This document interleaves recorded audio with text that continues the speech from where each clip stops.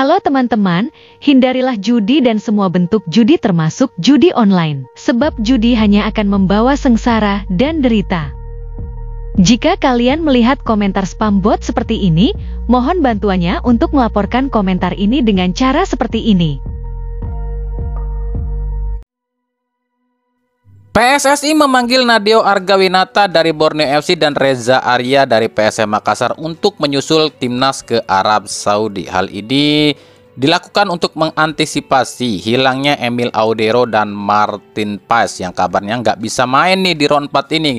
Khususnya buat Emil Audero ya.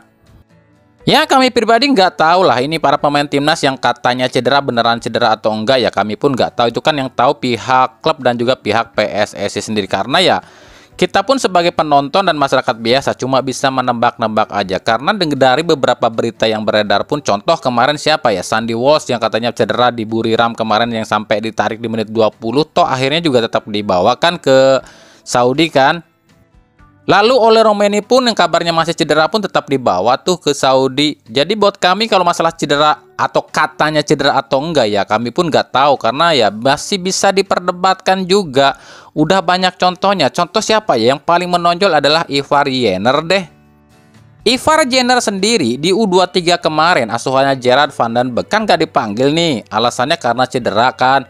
Nah kali ini pun katanya nggak dibawa karena masih cedera. Kan buat kami agak lucu gitu loh. Seorang pemain dikatakan atau dikabarkan cedera, tapi di klubnya yakni Jong Utrecht itu tampil 6 kali secara berturut-turut dan hampir full selalu loh main 90 menit. Apakah itu disebut pemain cedera? Kan nggak masuk akmal buat kami. Makanya di media sosial dan juga beberapa pengamat itu juga ini rame juga ya, katanya ya bisa aja ini sebagai apa ya, bagian dari rencananya Mr. RT, Mr. Ferguson katanya. Ada juga beberapa netizen yang bilang ya inilah resiko kalau pemain itu ada sangkut pautnya atau berbau dengan Sintayong. Jadi segala sesuatu yang berbau Sintayong itu di PSSI zaman sekarang atau era saat ini seolah satu demi satu mulai disingkirkan. Karena ya kita sama-sama tahu lah, Ivar Jenner, Rafael Struijk, Witan Sulaiman, Marcelino Ferdinand, siapa lagi tuh, Asnawi, Pratama Arhan, inilah pemain-pemain kesayangannya dari Sintayong. Tapi lihat sekarang, seolah-olah pemain-pemain ini mulai satu demi satu tersingkirkan. Apakah kebetulan atau tidak ya kami pun nggak tahu. By the way, dipanggilnya Nadeo Argawinata dan Reza Arya, aman ya? Aman dong, gak bakal kena hujat dong. Ya gak bakalan lah, mana bisa Nadeo dan Arya kena hujat. Jadi pemain-pemain seperti Nadeo dan lain-lain gitu ya, yang dipanggil terbaru ke timnas, mau main jelek atau bagus di liga ataupun di timnas, mereka mah tetap aman. Kenapa demikian? Karena mereka bukan pemain Persib. Coba kalau pemain Persib yang dipanggil mau main sebagus apapun di klubnya, pasti akan dinyinyirin dan dihujat. Atau gini deh, sebagai kita perbandingan aja, yang dipanggil bukan Nadeo dan juga Reza Arya, yang dipanggil mungkin Teja Paku Alam deh. Yakin iris kuping saya kalau nggak dihujat atau dinyinyirin, pasti dihujat atau dinyinyirin loh. Iris kuping saya kalau nggak loh. Padahal ya kita sama-sama tahu lah, orang-orang yang suka nyinyir, suka hujat gitu kan, ini cuma apa ya, mereka dari supporter-supporter yang mungkin ngerasa panas kali ya, ngelihat Persib itu seolah-olah gimana gitu ya, diperlakukan secara istimewa lah atau apa, pemain dipanggil timnas mulu ya. Ya harusnya introspeksi diri, kalian nyinyirin pemain Persib, apa pemain kalian udah berkualitasnya lebih dari Persib gitu aja. Dan satu hal yang kami bilang, iri. Bilang bos, iri itu tanda tak mampu loh. Lagi pula buat kami gini loh, PSSI ini agak aneh juga, bukan agak aneh, aneh juga sih. Butuh kiper penggantinya Emil Audero ya kan. Ada kiper yang hampir setara dengan Emil Audero, seorang Cyrus Margono. Kenapa nggak dipanggil si Cyrus Margono? Dia itu apa ya? Dia orang Indonesia loh. Tapi ya mau gimana lagi, PSSI yang sekarang kan gengsinya gede, pencitraannya luar biasa. Kalau Cyrus yang dipanggil, gengsi dong. Dia kan bukan kami yang naturalisasi. Kalau misalnya nanti si Sirus Margono dipanggil ke timnas, terus bagus main di timnas, kan akhirnya apa? Kita yang dihujat. Sirus Margono kan bukan pilihan kita naturalisasinya. Terus kalau dia bagus, dia yang dipuji-puji, dan juga Hamdan Hamedan yang dipuji-puji, bukan kita. Wah, nggak bisa nih, kita nggak usah panggil aja deh. Akhirnya kan gengsi seperti itu.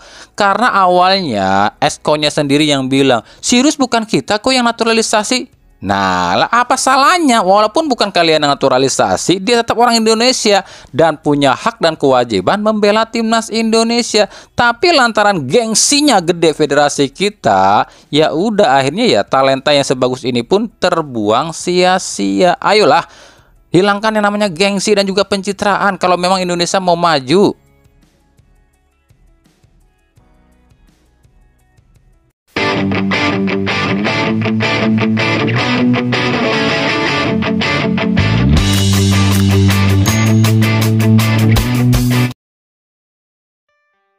Lanjut kita ke berita klub. Kita mulai dari Persebaya. Mendengar isu loh ya, padahal baru isu ya. Katanya sih, ini mendengar isu ya, kalau Persib katanya tertarik buat ngedatengin ex pelatihnya PSM Makassar Bernardo Tavares. Ini sebagian bonek mendesak nih manajemen Persebaya untuk segera mengambil Tavares dan menggusur posisi Eduardo Perez. Jadi maksudnya Eduardo Perez ini digeser ke posisi pelatih kiper, sementara Tavares jadi pelatih utama.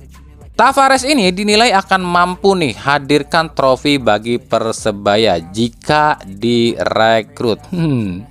Padahal Tavares ke Persib itu kan cuma sebatas rumpor aja loh ya, tapi udah pada ketakutan aja nih. Dan memang kalau setahu kami ya, saat ini ada beberapa klub yang coba menawarkan diri ataupun nawar ya kepada Tavares loh, seperti Arema, Bali, Semen Padang, Persita, Madura dan lain-lain.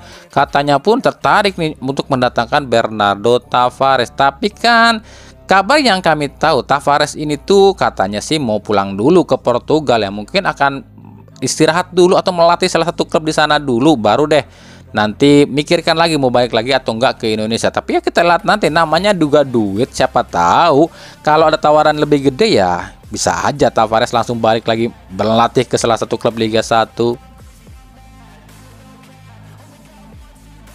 Nah, masih berhubungan dengan Bernardo Tavares. Buset dah, ini pelatih benar-benar laris manis ya. Tadi Persebaya yang katanya pendukungnya ngebet banget buat ngedapatin Tavares, sekarang Semen Padang juga nih. Nah, dari Semen Padang, Eduardo Almeida ini nampaknya akan jadi pelatih kedua yang lengser nih di BRI Super League musim ini. Nah, Mas Al ini kabarnya cuma dikasih satu kesempatan, satu pertandingan aja buat bertahan. Kalau gagal di pekan ke-8 ini, ya siap-siap aja Mas Al ini angkat koper dari Semen Padang. Dan tahu dong siapa pelatih yang akan menggantikan Mas Al. Kabarnya sih manajemen Semen Padang udah nih coba menghubungin Bernardo Tavares buat ngegantiin yang namanya Mas Al. Ya meskipun Semen Padang harus bersaing nih dengan beberapa klub di Indonesia juga, termasuk beberapa klub yang kaya raya seperti Bali United yang kabarnya pun tertarik nih memboyong Tavares ke Iwayan Dipta di paruh musim ini. Tapi kan kita sama-sama tahu lah ya, Semen Padang ini koneksinya sangat luar biasa ke ketum PSSI lo ya, dengan penasihat Semen Padang yang katanya sangat mendukung ketum PSSI. Ya bisa aja musim depan atau mungkin selanjutnya ya Semen Padang yang akan mendapatkan Mr. Bear ini, Mr. Bear ya, Tuan Beruang loh ya. Jadi itu ya julukan dari Bernardo Tavares adalah Mr. Beruang alias Mr. Bear. Kenapa dijuluki kayak gitu ya? Karena mungkin ngomel-ngomel mulu kali ya, makanya julukannya Mr. Bear. Lalu dari Madura United ini pun masih berkaitan dengan Bernardo Tavares. Tapi kali ini bedanya bukan manajemen Madura yang kabarnya sih ngasih ultimatum ke pelatihnya, yakni Alfredo Vera. Tapi justru supporternya, yakni Kacong Mania, yang ngasih ultimatum ke Alfredo Vera. Nah, Alfredo Vera ini dikasih waktu 2 pertandingan ke depan aja untuk bisa membuktikan atau memberikan kemenangan bagi Madura United. Kalau enggak ya siap-siap aja ini Alfredo Vera angkat koper dari Pulau Garam. Nah, ada info atau isu atau kabar katanya Kacong Mania ini siap nih buat patungan atau urunan buat ngebeli yang namanya Bernardo Tavares. Gila, ini pelatih laku banget ya. Kami yakin sih ini si Plontos yang satu ini harganya pasti akan naik drastis nih. Ya sekarang tinggal siapa yang kuat duit dan koneksi aja, pasti dia yang dapetin Tavares. Kalau tim itu dekat dengan PSSI, ya mau sekaya apapun tim lain yang coba ngedapetin Tavares mungkin akan gagal. Karena ya pengaruh PSSI itu sangat luar biasa. Atau kata PSSI, kamu harus gini. Ya siapa juga pelatih yang gak jiper.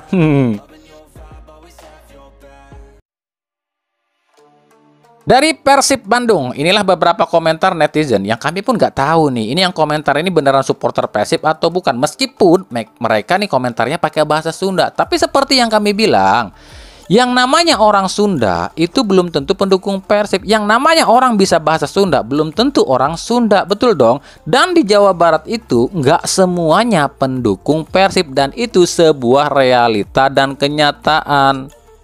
Nah, rata-rata yang komentar ini apa ya? Mungkin sedikit sarkas kali ya sama Ramon Tanque. Makanya bilang karena kegedean kanyut lah, inilah itulah. Oke, kalau pendapat kami pribadi soal Ramon Tanque, ini kita harus melihatnya dari dua sisi deh. Pertama, 10 laga itu adalah batas waktu untuk seorang striker ya, untuk bisa pecahkan telur alias bisa cetak gol. Nah, karena Ramon ini kemarin usai dari cedera. Nah, usai cedera kan baru tampil berapa ya? 7 kali kalau nggak salah ya. 2 kali di ACL dan 5 kali di Liga kan? Berarti tersisa 3 pertandingan lagi. Nah, kalau udah 10 pertandingan yang dijalani sama Ramon Tanque tapi tetap gitu-gitu wae, ya mungkin bisa boleh nih dievaluasi. Yang kedua, kita pun harus melihat dari fakta dan juga statistik Persib musim ini di 7 laga loh ya. 7 laga di Liga dan 2 laga di ACL 2. Faktanya selama itu pula baru seorang Andrew Jung yang diplot sebagai striker utama alias ujung tombak murni yang bisa cetak gol. Dan itu sebuah fakta loh ya. Itu pun dicetak golnya di ACL 2. Sementara William Barros sejauh ini jadi top scorer Persib dengan 5 gol dengan rincian 1 di ACL dan 4 di Liga. Itu hampir semuanya dicetak saat William Barros diplot sebagai winger. Tapi ketika seorang William Barros diplot sebagai ujung tombak murni, dia pun sama seperti kebingungan. Dan hal ini pun sebenarnya udah terlihat dari musim lalu. Musim lalu pun itu cuma David da Silva lo ya yang mampu cetak gol selama dia menjadi ujung tombak murni. Tapi ketika Ciro Alves yang diplot sebagai ujung tombak murni, kalian tahu sendiri kan, Ciro Alves aja yang segitu tajamnya kebingungan kok buat nyetak gol kalau ditempatnya sebagai striker utama. Apa artinya? Artinya adalah ada yang salah distribusi bola ke ujung tombak di 2 musim terakhir ini. Entah itu umpan crossing yang kurang, umpan terobosan yang kurang, atau distribusi bola dari lini tengah yang kurang ke ujung tombak itu kali ya. Sebab kalau kita lihat nih, ini ya, kami akan tampilkan statistik Persib di Liga di 7 laga BRI Super League musim ini. Kita lihat penguasaan bola Persib di 7 laga ini, per laga itu 52%. Ini cukup bagus sih, per laga bisa menguasai bola selama 52% ya. Lalu akurasi per pertandingan 81,6%. Ini sangat bagus, yang artinya sentuhan bola para pemain Persib di setiap laga di Liga Indonesia ini sangatlah bagus. Sentuhan bolanya sudah bagus. Lalu umpan panjang akurat, ini persentasenya 53,6. Nah, ini yang patut dipertanyakan.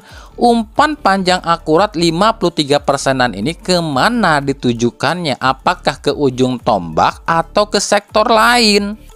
Lalu umpan crossing cuma 6/0 per laga alias 37% per laga. Artinya dari 7 laga yang dijalani Persib di Super League musim ini, Persib itu baru ngelakuin crossing sebanyak 42 kali aja. Dan dari 42 kali crossing itu cuma 7 crossing yang nyampe ke striker. Nah, sisanya kemana tuh crossing?